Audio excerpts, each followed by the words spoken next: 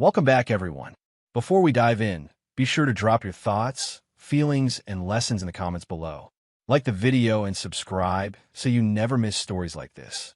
Let's get into it. The cruel thing my partner did was let me plan a proposal like our future was mutual.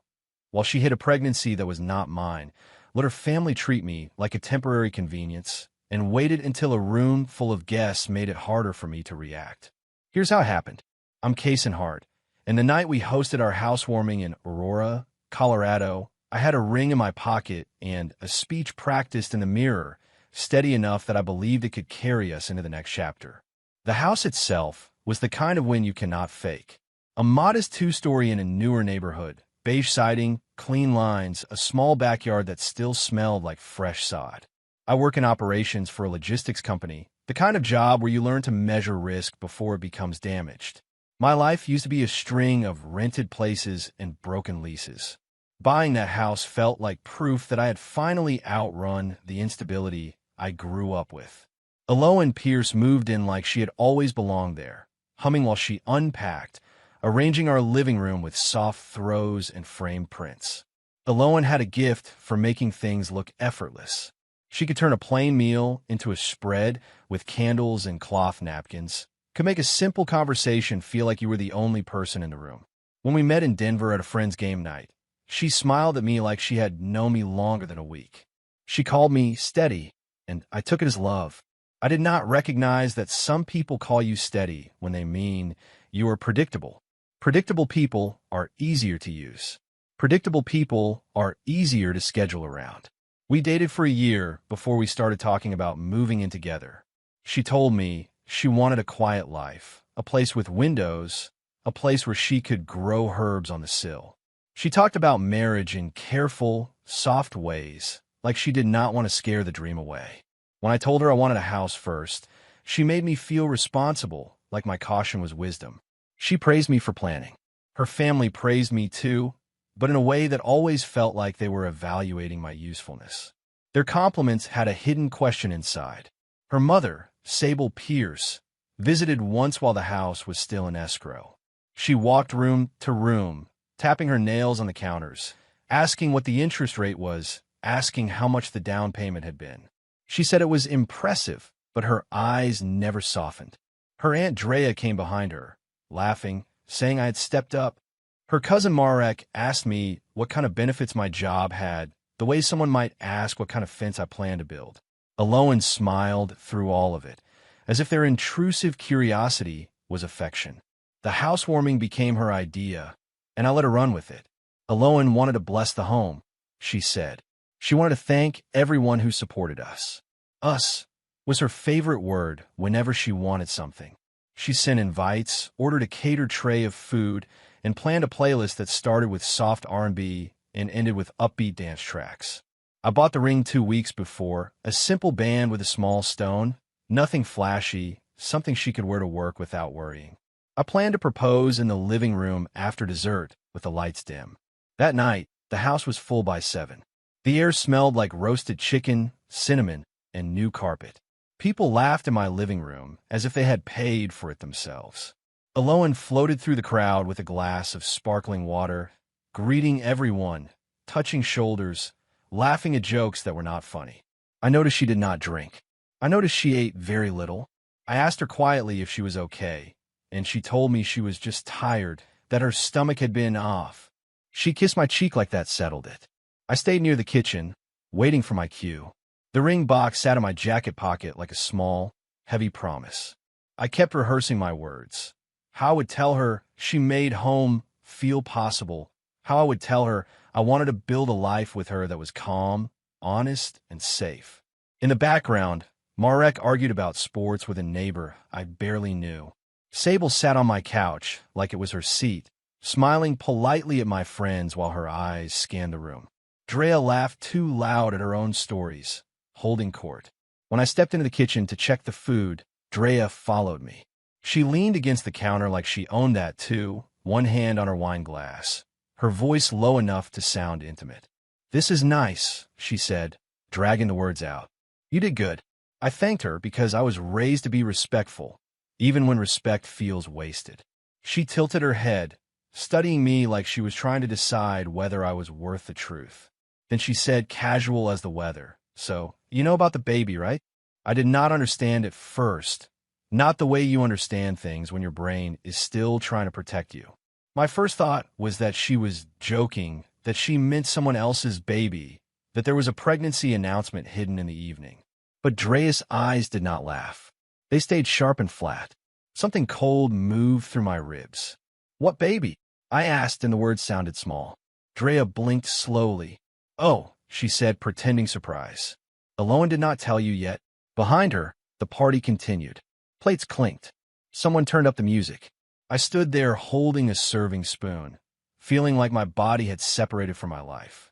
My hands started to sweat. I could hear blood in my ears. Drea took a sip of wine and shrugged, as if she had only asked whether I knew about a sale at the store. "I assumed you knew," she said. "With you two moving so fast and all. I thought that was the reason." She walked away before I could form another question, leaving me staring at the counter. I found Eloan by the hallway, laughing with Sable. I watched her face, her easy smile, her bright eyes, and tried to see a crack. I waited for guilt. I waited for fear. She noticed me and lifted her eyebrows, asking silently what I needed. I took her wrist gently and guided her toward the bedroom, careful not to draw attention. She followed, still smiling, like she thought I was about to tell her I loved her. When the door shut, she crossed her arms. "What is it?" she asked, already annoyed. I asked her the question like it was fragile. "Are you pregnant?" The words fell into the space between us and stayed there. Eloan did not deny it. She did not sit down. She did not look away. Her mouth tightened in the same irritated way it did when the internet lagged. "Why would Drea say something like that?" she asked, as if the problem was her aunt's timing, not the truth. My throat burned. "Eloan," I said, "are you pregnant?" She exhaled like I had asked her to do math. "Yes," she said. One syllable. No apology. No explanation. I waited for the rest. How far along? Why she did not tell me. How she found out. She stared at me like I was the one who needed to fix my expression. "I was going to tell you after tonight," she said finally. I did not want to ruin the vibe. Something in me broke so cleanly that it almost felt quiet. "After tonight," I repeated. "After the party I paid for. After you let me stand out there with your family smiling at me." Eloan shrugged. "Do not make it dramatic." I asked a question I did not want to ask. "Is it mine?" Her eyes flicked to the side for a moment, the smallest tell. Then she looked back at me with a strange, steady calm. "No," she said. Again, one syllable. She said it like the weather, like an inconvenient fact. My chest tightened hard enough that I had to lean against the dresser. "Then whose is it?" I whispered. Eloan's jaw set. "That is not your business," she said, as if my entire life had not just become my business. I felt heat behind my eyes. I did not cry in front of her. I did not give her that. "You moved into my house," I said carefully, "and you are carrying someone else's child." Eloan lifted her chin. "We live together," she corrected. "Do not start with that my house talk." She stepped closer, voice sharpening. "You think you are better than me because you have a deed? I told you I wanted stability. You offered it. You did not get to throw it in my face now." The audacity was so complete it almost made me laugh. I asked why she hid it. She rolled her eyes. "Because I needed time," she said. "Because I did not know how you would react. Because I did not want you to leave." She said leave like it was an irrational choice. "You did not want me to leave," I repeated, and my voice cracked. "But you were fine lying to me."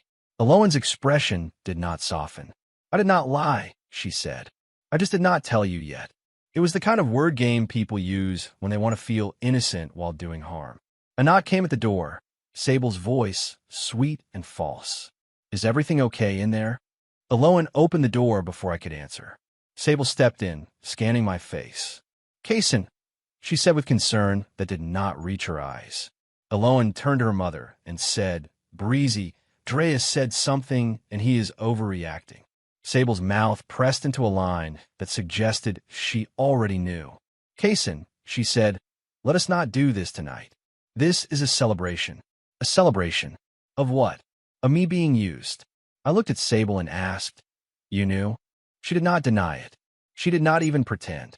"Of course I knew," she said. That is my daughter. The way she said it made my stomach turn. So everyone knew, I said, voice low. Sable tilted her head.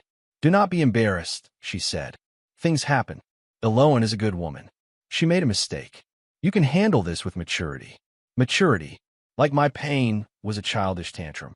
Eloan stood beside her mother like a protected child, not a grown woman with a secret.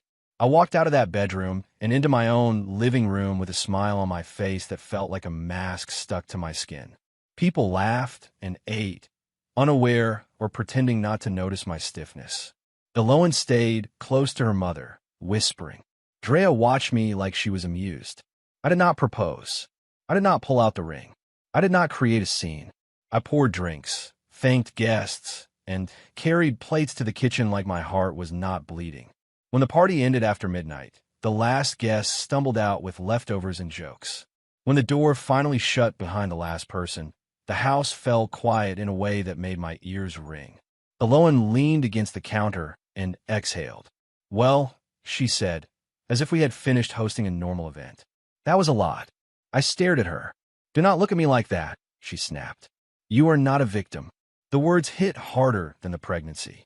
I am not a victim, I repeated, tasting the bitterness. Eloan shook her head like she was disappointed in me. You always want to make everything heavy, she said. That night, I did not sleep.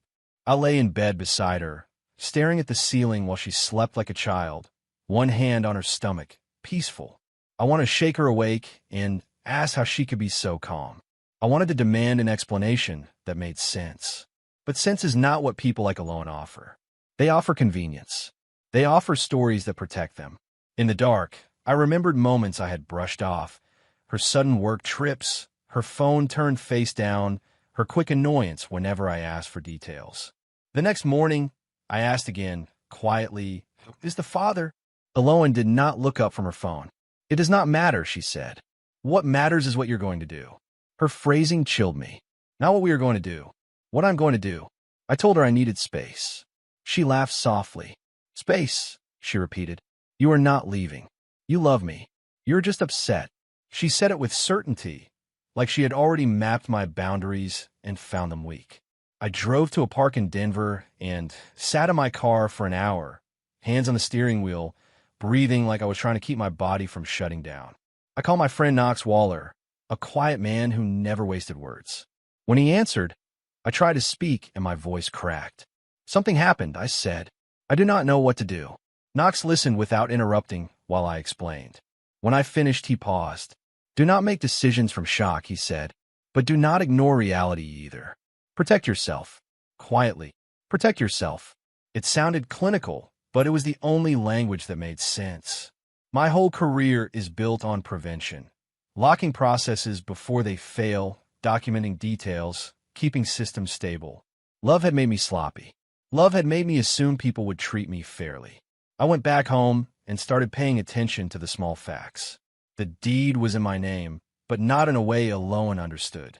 When I bought the house, my attorney had suggested a simple ownership structure because I had learned, the hard way, how quickly ours becomes yours and mine in court. I had never bragged about that. I never waved it in her face. I did not want love to feel like a contract. I wanted trust. But trust had been a gift I gave too easily. That afternoon, Eloan invited her cousin Marek over, as if she needed backup. Marek sat at my dining table, smirking, and said, So what? You are going to put a pregnant woman out? He said it loudly, like he wanted the neighbors to hear. Eloan leaned against the counter, arms crossed, watching me like I was a test. No one is putting anyone out, Eloan said, voice smooth. Kaysen is just emotional. Sable arrived soon after, carrying a bag of groceries like she lived there. They started talking over me in my own kitchen, discussing baby names, discussing how to rearrange the guest room into a nursery, as if the house had already been repurposed. I stood there listening, feeling like a stranger in the life I paid for. When I tried to speak, Eloan cut me off. Do not start, she said. We are doing this calmly. Calmly. Their version of calm was me being silent while they rearranged my future. That night, Eloan said, I need you to be supportive. Her voice was firm, like a manager giving feedback.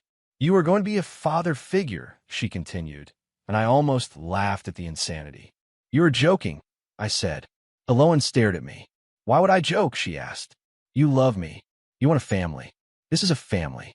Stop acting like you led a perfect life. I realized she was not afraid of losing me. She was annoyed that I had noticed the truth. The next day, I made an appointment with an attorney in Denver. Imani Ledger, mid-40s, sharp eyes, calm voice. Her office smelled like coffee and paper. I sat across from her and told the story without drama, just facts, because facts are all I could hold on to. Imani listened, then asked, Is your partner on the deed? I told her no. Is she on a mortgage? No. Does she contribute to payments? Not consistently. Imani nodded slowly. Then your focus is documentation, she said. Keep it quiet. Keep it legal. Do not escalate. But do not let them push you into decisions. I left that office with a plan that felt like armor. First, separate finances. Second, change passwords. Third, document every conversation. Fourth, establish a timeline for her to leave if reconciliation was not possible. I already knew reconciliation was not possible, but my body had not caught up yet. In the driveway, I sat with my phone and looked at pictures from the housewarming. Eloan smiling in my living room, her hand resting on her stomach in a way I had not noticed. My chest tightened again. I deleted the pictures one by one, not out of rage, but out of survival. When I returned home, Eloan was on the couch eating crackers, scrolling. Where were you? She asked, suspicion flashing. I told her I had been out. Out where? She pressed. I said I needed air. Eloan's mouth twisted. You are being secretive now, she accused, with no irony. I walked past her and went to my office, locking the door. My hand shook as I opened my laptop. I changed passwords. I printed bank statements. I pulled the closing file from my cabinet. Each paper felt like a small raft in deep water. For a week, I tried to live like a person while my brain worked like a machine. At work, I stared at spreadsheets and nodded in meetings, hearing nothing. At home, Eloan behaved as if everything was normal. She played music while she cooked. She sent me lists of baby supplies. She talked about painting the nursery. When I refused to engage, she grew colder. You are punishing me, she said one night, eyes hard. You are trying to shame me. I said quietly. You are acting like you did nothing. Eloan shrugged. I did what I had to do, she said. One evening, I overheard her on the phone in the laundry room. He will calm down, she said. He always does. Her tone was confident, lazy. My stomach flipped. She was not guessing. She was remembering. She had already trained me to absorb discomfort to keep peace. When she noticed me in the hallway, she did not stop talking. She just lowered her voice and closed the door. That small gesture, shutting me out in my own home, made the decision inside me finally harden. I was not staying in a life where I had to beg for basic honesty. I told her we needed to talk on Saturday morning. She rolled her eyes but agreed, like she was indulging me. When Saturday came, she sat at the table with Sable beside her, as if she needed a witness. Drea joined the speakerphone, laughing in the background. Marek wandered around the kitchen, opening cabinets. I looked at the scene and felt something shift. I was not in a relationship conversation. I was in a negotiation with people who saw me as an asset. I told Eloan, this arrangement ends. You need to move out. Eloan's expression did not break. She did not cry. She did not plead. She leaned back and said, no, just like that. This is my home too, she continued. You cannot put me out. Sable nodded, calm as stone. Drea's voice on the speaker was bright. He will not do it, she said, laughing. He is just upset. Marek muttered. He will look crazy if he tries. I told them, evenly, this home is titled under my ownership structure. You can challenge it if you want, but you will not live here anymore. Eloan's eyes narrowed. So you planned this, she said, bitterness rising. You planned to control me. I stared at her. Control. From the woman who hid a pregnancy and tried to slide me into fatherhood without consent. I planned to protect myself, I said, before I even met you. Eloan's mouth curled. You do not get to play victim and villain, she snapped. Either you're a man who stands by his partner, or you're a coward who runs when things get hard. She equated her betrayal with things getting hard, like a flat tire. I handed her a printed notice. a formal move-out timeline prepared with Imani's guidance. It was polite and clear. It gave her time. It offered help with moving expenses. It stated boundaries. Aloan glanced at it and laughed. "You're doing paperwork now," she said. "How pathetic." Sable stood, stepping toward me. "Kaysen," she said, voice low, "be reasonable. Aloan is pregnant. Do you want the community to know you put her out?" Community. Threats dressed as reputation. I looked at Sable and realized she had never cared about who I was, only what I provided. Over the next few days, Aloan and her family began a quiet war. They did not throw things. They did not yell in public. They did something worse. They rewrote the story everywhere they could reach. Aloan called mutual friends and told them I was unstable. She told one of my co-workers' wives at a barbecue that I had anger issues. Sable texted my aunt in Kansas City, who she had met once, and wrote, "I am worried about Kaysen's mental state." People started checking on me with confused concern. It was humiliating. It was strategic. It was meant to isolate me. I learned quickly how lonely betrayal can be when it comes wrapped in soft voices. Some people do not want to take sides, so they pretend the truth is complicated. A friend from work told me, "Maybe you can work it out." Another said, "But she is pregnant," as if pregnancy turns deception into a misunderstanding. Knox was the only one who did not flinch. He said, "If she can lie about that, she can lie about anything. Hold your line." I held it, even as my body shook at night with stress I could not name. Aloan refused to look for a place. She continued to order packages to my address. She continued to rearrange furniture. One evening I came home and found the guest room half empty, boxes on the floor, paint samples on the bed. "What is this?" I asked, voice tight. Aloan did not look up. "The nursery," she said, like she was discussing a grocery list. I felt the room tilt. "Stop," I said.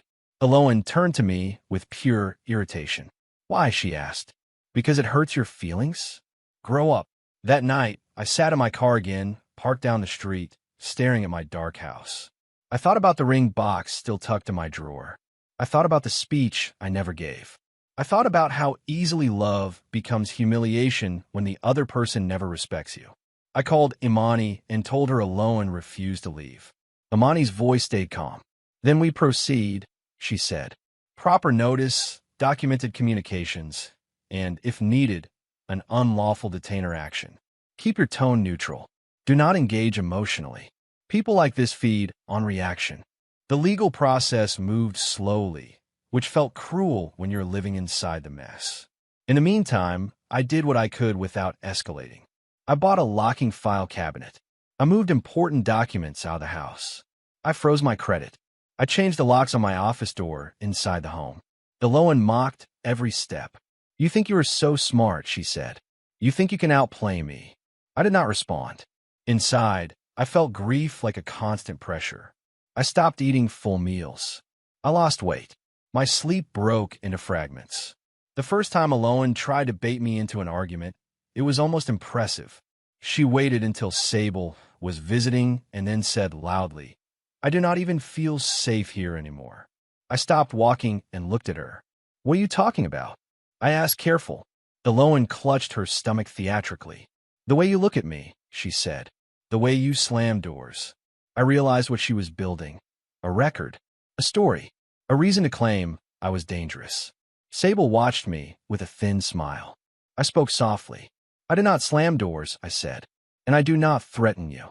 I walked away. After that, I installed security cameras outside. Not inside, not invasive, just enough to document entries and exits. Imani had advised it, and I followed her guidance. When Aloan saw them, she laughed. "You are really doing this," she said. "You want to be the victim so badly." I did not tell her that the cameras were not about victimhood. They were about reality. People who twist stories fear documentation. A week later, one of the cameras captured Marek arriving while I was at work, carrying a toolbox. He disappeared around the back for 20 minutes and left. When I got home, my back door lock felt slightly different. I checked the footage again and again, anger rising. They were not just disrespecting my boundaries. They were testing my security. I called Imani. She told me to change the locks immediately and document the incident. That evening, I hired a locksmith. Eloan stood in the hallway watching, face cold. You are wasting money, she said. You could spend that on the baby. I looked at her and felt something close to nausea. You keep saying the baby like it is a weapon, I said quietly. Eloan smiled slightly. It is not a weapon, she said. It is reality. People will judge you. I stopped caring about being judged by people who would accept this. I started caring about staying intact. Still, it hurt. It hurt when my phone buzzed with messages from distant relatives asking if I was okay, if I was acting out. It hurt when a coworker avoided my eyes because Eloan had planted a rumor. It hurt when I sat alone in my office at work, staring at a wall, feeling like my life had been stolen. The deepest pain was not anger. It was the humiliating realization that I had loved someone who never even respected my dignity. The court filing date arrived like a small lifeline. I did not want to win. I wanted to breathe. The day before the hearing, Eloan suddenly changed tactics. She cooked dinner, lit candles, and sat across from me with a softer face. We do not have to do this, she said, voice sweet. We can be a family. You can adopt the baby. People do it all the time. My stomach turned. Why would I adopt a baby that is not mine? I asked. When you will not even tell me who the father is? Eloan's sweetness vanished. Because you love me, she snapped. Because you do not have a choice. I do have a choice, I said, and my voice surprised me with how steady it sounded. Eloan stared, as if she had never truly heard me. She stood abruptly, chair scraping. Fine, she said. Then I will make sure everyone knows what kind of man you are. She walked out, slamming the bedroom door hard enough that the wall shook. For a moment, I almost laughed. She had accused me of slamming doors and then slammed one herself. Hypocrisy is effortless when remorse does not exist. That night, I slept on the couch with my phone charging beside me. In court, Eloan tried to bring emotion. She arrived with Sable, Righ, and Marek as a support squad. She wore a loose dress and held her stomach, face composed. I came alone, carrying a folder of documents. Imani sat beside me, calm, professional. Eloan's attorney argued that Eloan had established residency and that removing her would cause hardship. Eloan looked at the judge with wet eyes that I knew were performance. When asked about the pregnancy, she said, I thought we were building a family. She did not mention the lies. She did not mention the father. I did not speak about my feelings. I spoke about facts, ownership, mortgage responsibility, written notices, documented communications, the timeline. The judge listened, then looked at Eloan. Do you have any documentation of ownership or financial contribution? The judge asked. Eloan's attorney hesitated. Sable's face tightened. Eloan glanced at her mother like she expected rescue. There is none.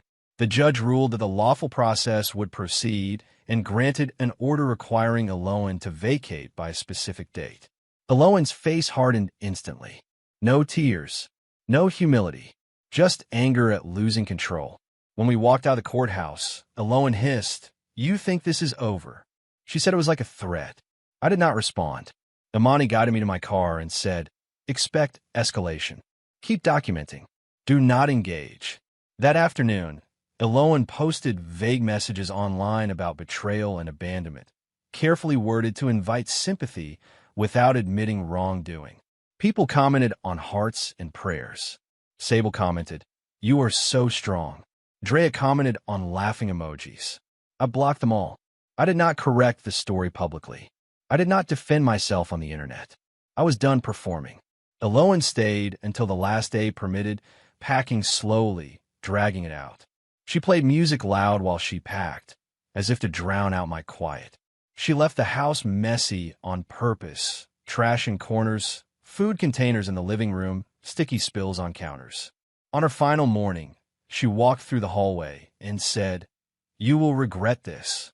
I watched her lift a box and thought about how she had moved into my home with ease and entitlement. No, I said softly. I will not. Eloan paused, surprised, then scoffed. We will see, she said. After she left, I walked through the empty rooms and felt an exhaustion that sat deep in my bones. I expected relief to feel louder. Instead, it felt like silence after an alarm had been blaring for weeks. Your ears still ringing, your body's still tense. I spent a weekend cleaning, scrubbing surfaces, airing out rooms, throwing away items she had left behind. In my drawer, I found a ring box. I held it for a long time, then drove to a jeweler in Denver and returned it. The clerk asked if everything was okay. I said, "It will be." I thought that would be the end. I did not understand how much Eloan still wanted control. 2 weeks after she moved out, I got a notice in the mail. Eloan had filed a claim alleging she had contributed to the home and was entitled to compensation. The claim included statements about shared plans and joint household responsibilities. She had also attached a screenshot of a bank transfer she had made once, a small amount, and presented it as a pattern of contribution. I felt a familiar coldness in my chest. She was still trying to extract value from me after taking so much. I called Imani immediately. She sighed, not surprised. "This is what I expected," she said. "Do not panic. We respond with evidence." We gathered every record: my down payment documentation, mortgage statements, utilities in my name, the ownership structure documents, texts where Eloan acknowledged she was not on anything, and messages where she joked with a friend that she was lucky to have someone stable. I realized she had said the quiet part out loud when she thought I would never see it. Seeing it in writing hurt, but it also strengthened my spine. I was not imagining this. It was real. The day we responded, Eloan sent me a long message from a new number. "You are dragging this out to punish me," she wrote. "You want me to suffer because you are insecure. I hope you feel good about yourself. When people ask what happened, I tell them you abandoned me and my child. I tell them you were never ready for commitment." I stared at the screen, feeling my hands go numb. She was still rewriting reality. She was still certain that shame would bend me. I did not reply. I forwarded it to Imani and saved it in my file. The karma did not arrive as a dramatic collapse. It arrived as consequences that are quiet, legal, and final. During discovery, Eloan's claim began to unravel. Her evidence was thin. Her timeline did not match. And then something unexpected happened. She submitted a document that looked like a lease agreement and claimed it proved she had paid me rent informally. The problem was that the document included details that were not true: wrong dates, wrong amounts, even my middle initial incorrectly used. It looked manufactured. Imani's eyes narrowed when she saw it. "This," she said, tapping the page, "is risky for her." The court took the fabrication seriously. A judge does not like being manipulated, especially with forged-looking paperwork. Eloan was asked to explain under oath where the document came from. She hesitated. She tried to say Marek had helped her organize records. The judge pressed. The more she talked, the clearer it became that the document was not legitimate. The court sanctioned her for submitting false evidence, ordering her to pay part of my legal fees. It was not a public scandal. It was not a viral moment. It was a quiet, humiliating consequence that landed like a locked door. Eloan left the hearing with her face hard and her hands shaking. I heard later, through a mutual acquaintance, that Eloan had tried to lean on the baby's father for help with the sanctions. She had finally told people his name, a man in ST. Lewis she had described as complicated. Complicated, apparently, meant unreliable. He did not step in. He stopped answering consistently, then disappeared entirely. Sable, who had spoken so boldly in my kitchen, did not pay either. Drea made jokes. Marek blamed Eloan for not being careful. The same people who pushed her into using me suddenly acted like she was on her own. That was the part that felt like karma, watching them abandon her the way they expected me to. And still, Eloan never apologized. She never admitted she was wrong. When she ran into Knox's girlfriend at a store, she told her Kaysen was always controlling. When someone asked her why she hid the pregnancy, she said, "He would not have understood." She carried her lack of remorse like a shield, even as her life narrowed. I did not celebrate her struggle. I did not want to see her destroyed. I just wanted the truth to stop chasing me. The sanction order did something powerful. It confirmed, in a way no conversation could, that she had been dishonest. After the legal matter ended, I realized the house no longer felt like home. Every room held a memory I did not want to sleep beside. I could have stayed out of stubbornness, but stubbornness is not healing. I decided to sell. Not immediately, not in panic, but with intention. I repainted walls, replaced damaged fixtures, hired a cleaner, and staged the living room with furniture that did not belong to an old version of me. Listing the house felt like closing a chapter. When the first offer came in strong, I accepted without bargaining. I wanted a clean exit. I moved to Minneapolis for a promotion I had quietly pursued during the worst months, the kind of success you do not announce to anyone who tried to break you. My new apartment was smaller, brighter, and mine in a way that felt unthreatened. I kept my life simple: work, gym, groceries, sleep. I started therapy on Tuesday evenings with a counselor who did not let me minimize. She asked me why I ignored my instincts, why I equated endurance with love, why I felt guilty for protecting myself. I did not have easy answers. But week by week, I started feeling my body return to me. Success came slowly, quietly, and privately. I took on bigger projects at work, earned a raise, and built savings without telling anyone who would treat it like an invitation. I learned to cook meals I actually enjoyed. I read books again, the kind that require attention, because attention is something betrayal steals from you. I stopped checking Alohan's social media. I stopped wondering if she missed me. I stopped trying to understand how someone could do what she did without remorse. Understanding is not necessary for healing. Sometimes, the only necessary truth is that you deserve better. A year after the housewarming, I traveled back to Colorado to visit a friend. I did not tell many people. I wanted to test whether my chest would tighten when I saw familiar streets. In a grocery store parking lot near my old neighborhood, I saw Alohan by accident. She was pushing a cart slowly, her shoulders heavier, her face tired in a way makeup cannot fully disguise.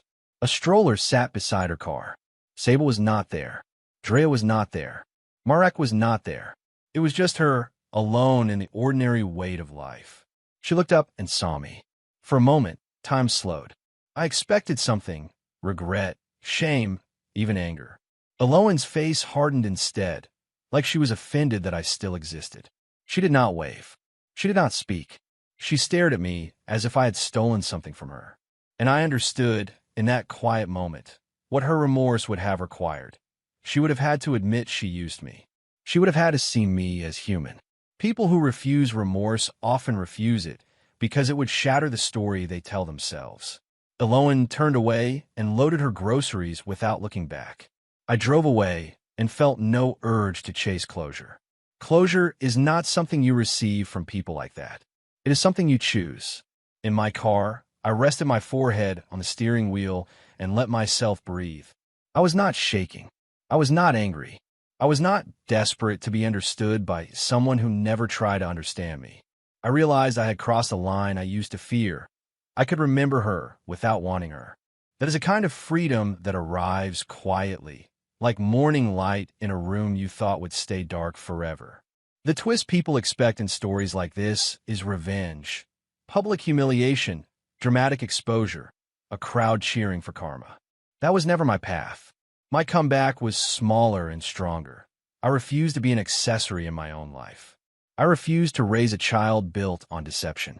I refused to let her family's pressure become my prison. I let the law do its slow, unglamorous work. I let documentation speak. I let consequences land without me narrating them for an audience. And then I left, not with a speech, but with a plan: job, home, health, peace. Sometimes I still think about the ring in my pocket and the way Drea's question sliced through the night. So, you know about the baby, right? I used to replay it like a wound. Now I hear it as an alarm that saved me from a longer, deeper lie. Alohan thought the baby was leveraged. She thought my desire for family would trap me. She thought my decency would make me swallow anything to keep the appearance of love. She was wrong. My success stayed private. My transformation stayed quiet, and my peace became the only ending that mattered. If you stay to the end, you understand the real win wasn't public revenge, it was peace. If you want more stories where karma hits quiet, legal, and final, subscribe and turn on notifications. Now comment peace if you think Kason made the only choice that mattered. And tell me this: would you have exposed her at the housewarming or stayed silent like you did? The end.